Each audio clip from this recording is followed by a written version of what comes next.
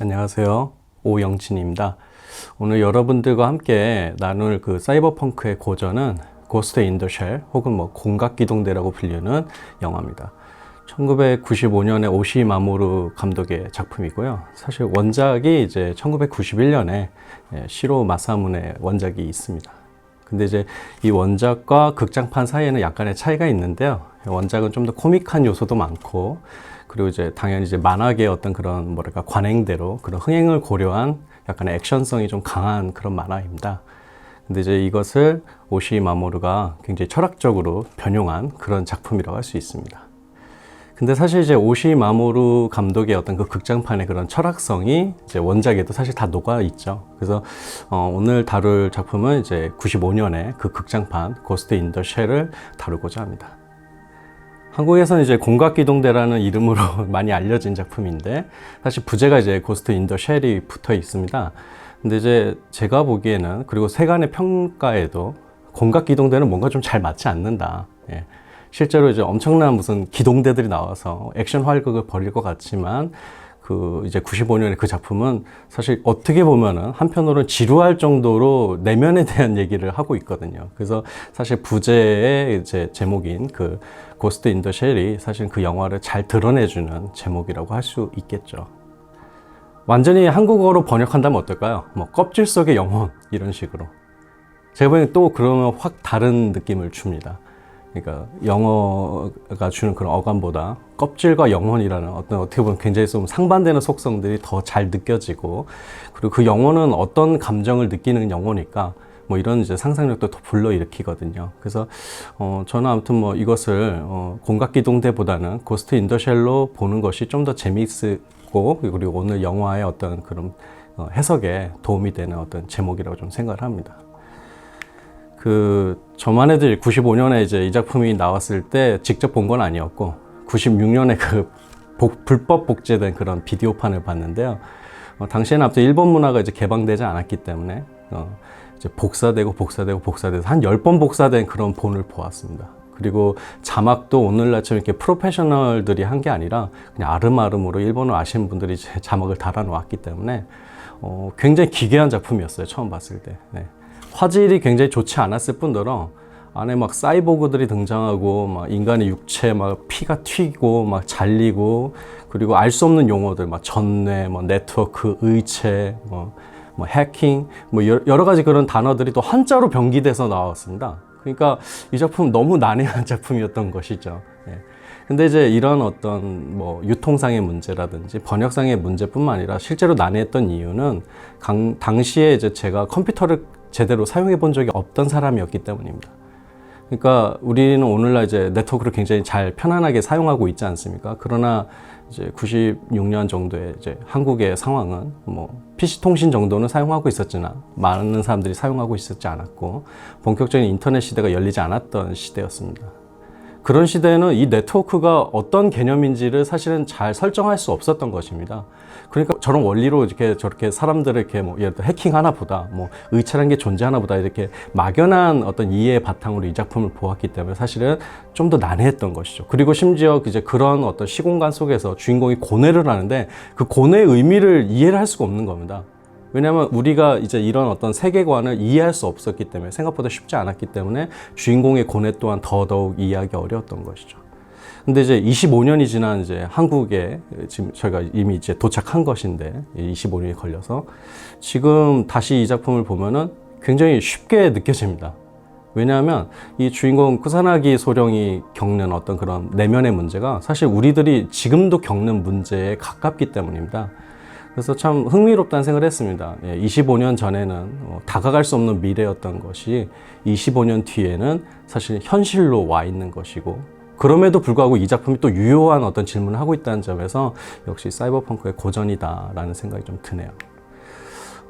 이 작품은 이제 처음에 이게 자막이 어떻게 시작하냐면, 기업의 네트가 별을 뒤엎고, 그리고 전자와 빛이 우주를 흘러다니지만 국가나 민족이 사라질 정도로 정보화되어 있지는 않은 가까운 미래에 일어난 일이다, 이렇게 나옵니다. 국가와 민족이 사라지는 것은 아니었다. 사라질 정도는 아니었고, 그러나 이제 예를 들어 그 밑에 있는 하위에 있는 어떤 그런 정체성들, 뭐 이런 어떤 것들은 이제 상당히 희미해진 어떤 상황에서 이 작품이 이제 시작한다, 이런 이제 전제가 깔려 있는데요. 저는 벌써 이 시대 배경의 어떤 설정부터 이 작품은 불안에 관한 영화다라는 생각이 들었습니다.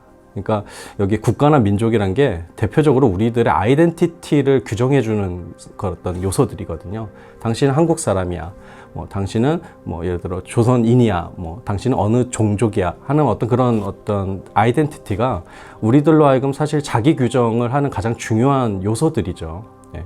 근데 이제 이거보다 더 하위에 있는 그런 요소들은 뭐 학연일 수도 있고, 뭐 내가 어떤 학교를 나왔는가, 아니면 어떤 지역에 살았는가, 아니면 뭐 내 이름이 무엇인가, 이런 것들이겠죠. 그러니까 반대로 말하자면 이 작품은 그런 어떤 뭐 지역성, 그리고 뭐 나의 어떤 이름이라든지 어떤 주변의 어떤 관계들, 이런 것들이 이제 더 이상 나를 확실하게 만들어주지 못하는 어떤 그런 배경을 깔고 같이 이제 진행되는 어떤 작품이라는 것입니다. 아무튼 이 작품은 이제 굉장히 재밌습니다. 저 뭐 어렸을 때 이해를 못하고 봤다 하더라도 꽤나 재밌었던 이유는 뭐 액션 활극이기 때문에, 기본적으로는. 첫 장면이 굉장히 인상적입니다. 그래서 그 뭐 어떻게 보면 말 안 듣는 그 외교관을 어떻게 암살하는 장면으로 시작을 하는데 굉장히 충격받았죠. 그 당시에 봤던 제 어떤 주변 사람들도 그 외교관의 그 육체가 이렇게 갈기갈기 찢기는 장면이 있는데 거기서 엄청난 시각 충격을 받았습니다. 그게 이제 뭐 일본 애니메이션의 어떤 특유의 어떤 잔혹성이라고 뭐 생각할 수도 있겠지만, 사실 이 작품의 어떤 주제하고도 좀 맞아 있는 것 같아요. 그러니까 이 작품에서는 인간의 육체 따위는 아무것도 아니다라는 생각을 우선 하고 있는 것 같아요. 그것은 아주 연약한 거야, 유약한 거야. 그래서 맨 나중에 보면 이제 공안육과와 그런 추격전 속에서도 이제 뭐 공안육과의 어떤 그런 요원들이 이제 갈기갈기 찢기는 장면이거든요. 그러니까 사이보그화 되지 않았던 인간들은 이 작품에서 너무나도 나약해요. 그러니까 그걸 굉장히 선명하게 보여주는 그런 작품이었다고 생각을 합니다. 그러니까 이 작품은 한편으로는 이제 제가 이제 처음에 사실 고스트 인 더 쉘이라고 보는 게 재밌겠다라고 얘기했지만, 사실 공각기동대스러운 부분도 있는 거죠. 강력함을 발휘하는 어떤 그런 활극, 그런 재미를 사실 보여주는 작품이라는 것입니다. 그래서 이 공안 국가, 이 이제 공각기동대 많은 그 요원들은 대부분 다 이제 의체를 가지고 있고, 의체까지 못하더라도 최소한 이제 이런 네트워킹 기능을 다 가지고 있죠. 이제 딱 한 사람, 토구사라는 사람 한 사람만 이제 아날로그한 인간이거든요. 근데 이 사람을 왜 공안 국가에 배치하냐면, 그것도 사실은 이 이제 공각기동대를 위한 것인데, 마치 이제 여러분도 요즘 블루투스 많이 사용하지만 이 줄로 된 이어폰 하나씩은 꼭 갖고 다니잖아요. 그러니까 백업용인 거예요. 뭐 전원이 다 다르거나 뭐 모든 게 다 해킹돼서 마비됐을 때 그래도 이제 전혀 이제 의체를 사용하지 않고 전내화가 되지 않은 아날로그 인간이 이제 필요한 거죠. 마지막 백업으로서. 그래서 이 토그사라는 인물조차도 사실은 이런 사이보그를 위한 하나의 이제 부품처럼 사실은 이 안에 배치되어 있습니다. 그래서 이 작품의 기본적인 어떤 기조는 인간의 신체는 매우 고루하다라는 그런 관점을 가지고 있습니다. 그리고 그 점이 관객들로 하여금 굉장히 어떤 쾌감을 느끼게 하죠. 그래서 영화를 뭐 보시면 알겠지만, 뭐 처음에 이제 그런 어떤 뭐 육체가 갈기갈기 찢기는 장면이라든지, 아니면은 그 쿠사나기 소령이 이제 그런 광학 미체를 이용해서 뭐 사라졌다가 보여줬다가 한다든지, 아니면은 뭐 나중에 보면 이제 그런 장면이 나오는데, 그 공안 육과 사람들이 와서 이제 뭐 여기는 이제 정보들을 뒤지는데 갑자기 손이 이렇게 딱 나오더니 손이 막 수십 개로 이렇게 갈라져 가지고 막 그 타자를 치는 장면이 있거든요. 그 장면을 볼 때 제 주변에서 전부 다 오 이랬어요. 그러니까 뭐냐면 우리들의 이제 이런 일반적인 신체라는 것이 막 변형되고 막 이렇게 확대되는 그런 장면들이 너무나도 재밌는 것입니다. 그러니까 이건 그 자체로 어떤 쾌감을 준다고 생각을 해요. 그러니까 우리들은 우리들의 신체로 할 수 있는 일들이 정해져 있잖아요. 유한한 신체, 인간의 신체라는 거. 근데 그런 것들이 이제 막 확장되고 변형되는 것에 대한 엄청난 희열 같은 게 있다라는 것이죠. 근데 이제 이런 어떤 뭐랄까 변형된 신체 희열이라는 주제는 사실 사이버펑크의 오래된 주제입니다. 예를 들어 윌리엄 깁슨의 이제 뉴로맨서 같은 작품만 보더라도 거기에 주인공이 케이스라는 사람이 이제 예를 들어 사실 사이버 해커인데, 이 친구는 언제나 그 사이버 공간에 가고 싶어요. 그 이유는 이 현실의 삶이 너무나도 지루하기 때문입니다. 자기의 현실을 지배하고 있는 이런 현실의 육체, 뭐 이런 어떤 여러 삶들, 제도들이 너무나도 지루하다고 생각하기 때문에 그 사이버 스페이스의 어떤 그 광활함으로 이제 떠나는 거거든요. 어떻게 보면 유아적인 어떤 그런 쾌감이긴 하지만 이제 이 공간이 아닌 다른 공간에서 마음껏 활개치고자 하는 어떤 그런 욕망들, 이런 것들이 사실은 사이버펑크의 굉장히 큰 매력이라고 할 수 있죠.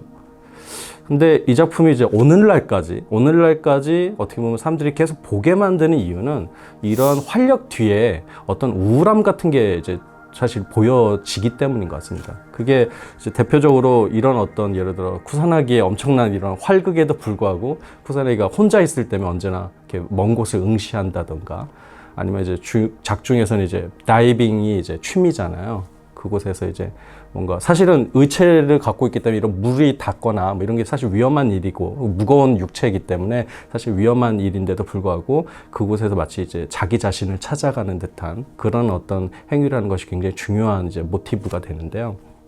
그러니까 이 쿠사나기 주인공이죠. 이 주인공은 한편으로 엄청난 슈퍼바디를 가진 어떤 그런 어떤 뭐랄까 활극의 주인공이지만 동시에 이 새로운 육체와 신체 속에서 뭔가 불안해하는 존재라는 것입니다. 그래서 중간에 이제 살짝 이게 스쳐 지나가는 말이 뭐냐면, 완전히 사이보그화된 사람들이, 이런 존재들이 굉장히 불안할 수밖에 없다. 왜냐하면 이제 나의 뇌만 이제 사실은 나라고 할 수 있는 건데, 사실은 이 뇌와 예를 들어 의체 사이에 중개해주는 어떤 모듈이 있는데 그 모듈이 나를 속이고 있는 것은 아닐까? 이런 질문도 하거든요. 그러니까 이제 뇌만은 나야. 그러니까 뇌는 나니까 그래도 나는 역시 나에 대한 어떤 확신성이 있어. 이런 게 아니라 이 뇌와 의체 사이를 번역해주는 예를 들어 기계적 장치가 있는데 이것조차도 나를 속이고 있다면, 그래서 이 뇌가 만약에 그냥 쓸모없는 그냥 생물학적 그냥 근거에 불과하다면 나는 도대체 뭘까? 이런 질문을 하거든요. 그래서 이 작품의 이제 어떻게 보면 진가는 이제 이런 사이보그의 어떤 활극 뒤에 있는 그 사이보그의 불안의 어떤 심리를 드러냈다라는 점에 있는 것 같습니다. 그래서 제 생각에는 이 작품이 굉장히 좋은 작품인 이유는 사이버펑크의 어떤 그런 고전, 그리고 여러 가지 그런 계보 속에서 영향을 많이 줬다라는 것도 있지만, 아마 먼 훗날에 사이보그 학이란 게 만약에 성립된다면, 근데 분명히 성립하겠죠. 왜냐하면 지금도 유사 사이보그들이 굉장히 등장하고 있고, 그런 것들이 이제 우리들의 새로운 존재론으로 이제 사실은 어떤 문제로 이제 드러나고 있는데, 인간학이 있듯이 사이보그학도 당연히 존재하겠죠. 그럴 때 아마 굉장히 중요한 고전이 된다고 생각합니다. 실제로 성형수술을 한 사람들의 심리를 이제 담은 그런 르포 연구들이 있는데, 어느 날 이제 제가 수술을 하고 거울을 봤을 때 그 이질감에 대한 얘기들을 굉장히 많이 한다고 합니다. 그러니까 많이 이제 고친 경우는 이게 다 난가? 네. 거울을 보면서 원래 나에 대한 확신을 갖잖아요, 우리가. 그리고 그 확신이 사실 자아의 어떤 그런 어떤 감각을 굉장히 강화시키고 효능감도 만들어내는데, 이 거울에 비친 내가 역시나 낯선 거예요. 내가 아닌 것 같고, 나의 어떤 그런 어떤 모습이 아니었던 거죠. 근데 이거를 이제 일치시키는데 꽤나 많은 시간이 걸린다고 합니다. 그러니까 일종의 사이보그의 심리학이죠. 자아를 어떻게 형성할 것이냐, 완전히 재탄생됐을 때 이런 질문들을 할 수 있는 거거든요. 그래서 실제로도 우리가 유사 이제 사이보그적인 어떤 그런 예를 들어 기술인 성형 수술의 어떤 그런 한 국면에서도 이런 자아의 불안 같은 게 지금 감지되고 보고되고 있다고 합니다. 그러니까 이 작품에서 이제 온몸이 다 의체인 이 쿠사나기가 자기 자신이 도대체 누굴까라고 끊임없이 질문하는 것은 너무나도 당연한 일인 거죠. 그러니까 굉장히 재밌어진 거예요. 그러니까 제가 이제 예전에 봤을 때는 이런 시공간이라든지 이런 사이보그의 경험에 대해서 이제 이렇게 상상할 수가 없었는데, 이제 저희가 이 주변에서 이런 것들을 이제 경험하다 보니까 저 쿠사나기의 그 질문은 너무나도 현실적인 질문처럼 느껴진다라는 것이죠. 네. 근데 이제 이 작품은 이제 이런 쿠사나기의 이제 불안을 어떻게 해소하는 어떤 그런 이야기라고 할 수가 있는데, 이후에 이제 인형사라는 이제 천재 해커를 만나게 되면서 이제 사실은 급속도로 이야기가 이제 전개됩니다. 이 인형사는 작중에서 이제 좀 모호한 존재입니다. 예를 들어 어떤 외무성이라든지 공안 육과의 어떤 음모 속에서 만들어진 해커 무기인 것처럼 이제 설명되기도 하고요.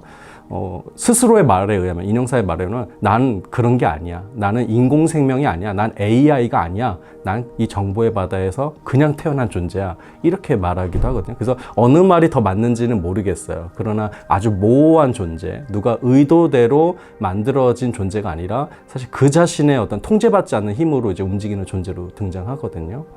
근데 이 인형사가 이제 그 쿠사나기를 사실은 만나려고 했던 그런 이제 이야기가 이제 펼쳐지게 되는 겁니다.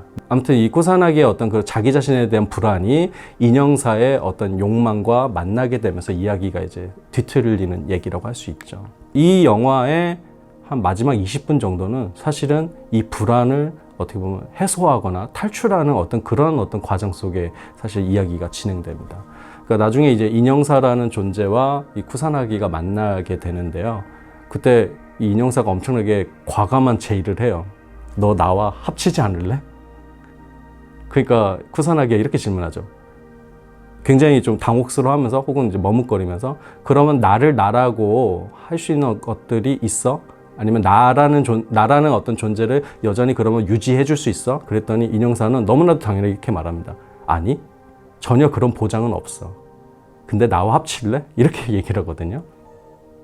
그러니까 이 작품은 그런 마지막에 그 쿠사나기의 어떤 결정, 그게 이제 어떤 그 내면의 어떤 그런 활력을 가진 그 결정인지 불안에 의거한 결정인지는 잘 드러나지 않지만 분명히 쿠사나기가 자기 자신의 어떤 개념조차도 버려버리는, 투신하는 그런 어떤 결정을 담고 있다는 겁니다. 그래서 저는 이 부분이 굉장히 중요하지 않나라는 생각이 좀 들었습니다. 그래서 오늘 이제 25년이 지난 우리들의 이제 이 한국이라는 이 장소에서 이 작품을 다시 읽는다고 했을 때 우리들이 이것을 불안의 어떤 서사로만 읽을 것이 아니라 이 쿠사나기가 인형사라는 새로운 존재와 기꺼이 만나서 나를 완전히 버려버리는 이 장면에 대해서 우리가 좀 더 고민하면 어떨까라는 생각이 좀 듭니다. 그 인형사가 근데 예를 들어 그 자기 스스로도 굉장히 뛰어난 해커임에도 불구하고 왜 쿠사나기를 찾아갔느냐 이런 질문을 할 수 있는데요. 인형사가 쿠사나기를 찾아간 이유는 자기가 이제 이 네트워크를 검색을 하다 보다 보니까 쿠사나기가 이미 이제 자기와 비슷한 질문을 끊임없이 한 존재라는 걸 이제 감지했기 때문이다. 넌 나와 같구나라는 걸 감지했던 것이고, 동시에 인형사는 자신의 어떤 불안이 또 있습니다. 쿠사나기는 예를 들어 쿠사나기 나름의 이제 불안이 있었던 거고, 인형사는 인형사 나름의 불안이 있는데, 그것은 뭐냐면 나는 이제 하나의 이제 정보 위에 떠돌아다니는 정보 생명체인데 사실 나는 복사본을 가질 수가 없다. 만약에 같더라도 그것은 그냥 같은 종의 복사본이기 때문에 언제든지 삭제될 수 있다. 그러니까 자기 자신이 언제든지 이 세계에서 사라질 수 있다는 그런 불안을 갖고 있습니다. 그러니까 인간의 어떤 자식이란 개념이 있지 않습니까? 생명을 잇고 또 대를 잇는 이런 어떤 과정들이 너무 부러운 거예요. 인간은 유한한 신체를 가지긴 했었으나 100년도 못 살지만 사실은 다음 생애를 또 살 수 있는 자식을 남기지 않습니까? DNA라는 어떤 통로를 통해서. 그러니까 그런 의미에서는 사실 인간의 영혼, DNA에 기반한 영혼은 영원히 사는 거거든요. 근데 자기는 이제 이런 유한한 신체는 뛰어넘은 존재지만 동시에 언제든지 삭제될 수 있는 존재라는 것. 그것이 이제 이 인형사의 불안이었던 것이죠. 그러니까 쿠사나기의 불안하고는 좀 또 질적으로 다른 것 같아요. 쿠사나기는 아무튼 나는 이 몸도 가질 수 있고 저 몸도 가질 수 있고 아무튼 계속해서 돌아다닐 수 있는 어떤 고스트긴 하지만 과연 이것이 나를 속이고 있진 않을까? 그러니까 여전히 내가 누구지? 라는 질문이라면은 인형사는 나라는 개념 자체가 무엇이지라고 질문하고 있습니다. 그래서 나라는 것은 그냥 이런 개인으로서의 나가 아니라 나 다음에 또 다른 자식 같은 나. 그 나들의 연속이 나라는 어떤 그런 깨달음 속에 있고, 그래서 그런 나가 되지 못한다는 것에 굉장히 불안을 얻고 있는 것입니다. 그래서 이 두 존재의 불안, 아무튼 인간의 이 신체에 기반한 어떤 불안은 아닌 것 같아요. 아무튼 새로운 어떤 의체, 사이보그, 네트워크 상에서 일어나는 어떤 존재들의 불안인데요. 이 불안이 맞물려서 이 둘이 합치기로 결정하는 것이죠. 물론 이제 이 영화에는 그런 그 설득의 과정들이나 합치는 어떤 과정들이 이게 명쾌하게 논리적으로 설명되지는 않습니다. 그러자 정도의 이제 암묵적인 동의가 있거든요. 그래서 이 둘은 합쳐져서 이제 완전히 다른 존재가 되어버리는 것이죠. 그래서 저는 이 작품의 맨 마지막 장면에 보면 네트는 방대라는 이 유명한 대사로 끝나지 않습니까? 쿠사나기에. 근데 그때 쿠사나기의 표정이 굉장히 좀 낯설어요. 예. 물론 원래도 좀 무표정한 그런 사이보그적인 존재지만 마지막에 보고 있는 우리들의 쿠사나기는 인형사가 몇 %일까? 예, 저 안에. 이런 이제 의구심이 자아내는 완전히 다른 존재처럼 보이거든요. 낯설은 존재죠. 두려운 낯설은 존재. 근데 그것은 우리들에게 이제 굉장한 어떤 그런 쎄한 어떤 공포감을 주기도 하지만 사실 굉장히 긍정적인 존재로 사실은 인식될 수 있다라는 것입니다. 그래서 저는 이 작품을 단순히 혼란, 어떤 새로운 사이보그적인 존재들의 혼란으로 읽을 것이 아니라 그런 혼란을 넘어서 완전히 다른 존재가 될 수 있는 그런 도약, 그런 새로운 확신, 모험, 그런 서사로 읽을 필요가 있다고 생각을 합니다. 포스트 휴먼이란 말이 있습니다. 이 포스트 휴먼은 사실 이중적인 의미를 가지고 있는데요. 하나는 말 그대로 다음의 인간은 어떤 모습일까? 넥스트 휴먼은 무엇일까? 이런 인간의 연장선에서 이제 이해할 수 있는 포스트 휴먼이 있고요. 하나는 휴먼이 끝나고 다음은 무엇이 올까? 그러니까 이건 휴먼이 안 나올 수도 있죠. 휴먼 다음에 뭐가 올 수가 있죠. 그러니까 이 공각기동대와 예를 들어 고스트 인 더 쉘이라는 이 양자 제목도 사실 그런 구도를 가지고 있다고 생각합니다. 나의 외고격을 예를 들어 확장시키는, 인간의 어떤 신체를 여전히 중심에 두고 확장시키는 어떤 그런 서사의 제목도 있고요. 한편으로는 이런 껍질 속의 인간, 껍질 속의 영혼이란 것은 얼마나 불안하고 그 영혼이란 개념 자체도 아무것도 아닐 수 있는가. 그리고 우리는 아예 이런 영혼이란 개념 자체의 개념이 이제 더 이상 유효하지 않은 완전히 다른 존재. 이 영화에서 얘기를 하자면 정보의 바다 위에서 이제 생성되는 어떤 새로운 존재가 될 수 있는가. 이런 질문을 할 수 있다고 생각합니다. 그래서 포스트 휴먼은 어떤 질문에 대한 대답이 아니라 질문 그 자체라고 생각합니다. 그래서 여러분들은 이 작품을 보고 나도 저런 슈퍼바디를 갖고 싶다라고 생각하면서 재밌게 읽을 수도 있다고 생각합니다. 동시에 그런 슈퍼바디를 갖는 한 우리들은 새로운 불안에 이제 맞을 수밖에 없다. 새로운 불안 속에 놓일 수밖에 없다라는 질문을 하게 될 것 같고요. 그리고 동시에 이 질문을 넘어서 그렇다면 완전히 새로운 존재가 되고자 하는 그런 어떤 모험을 할 수 있을까라는 그 마지막 질문을 할 수 있다고 생각합니다. 그래서 여하간 제가 좀 주제 넘지만 25년이 지난 후에 이 작품이 드디어 이제 새롭게 보이는 지점에 대해서 지금까지 한번 얘기를 해봤습니다. 감사합니다.